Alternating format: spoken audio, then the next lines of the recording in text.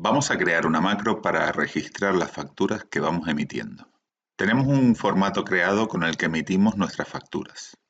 Hemos insertado una autoforma para después vincularla con la macro.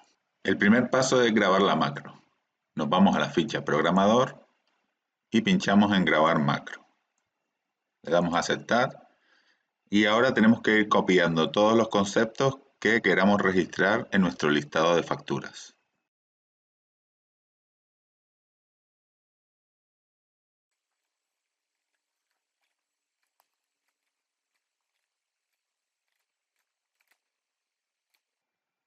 Ahora tenemos que insertar una línea eligiendo la opción desplazar las celdas hacia abajo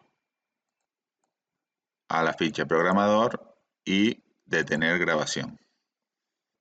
Y ahora lo único que tenemos que hacer es asignar la macro al botón derecho, asignar macro y elegimos la macro que hemos grabado anteriormente.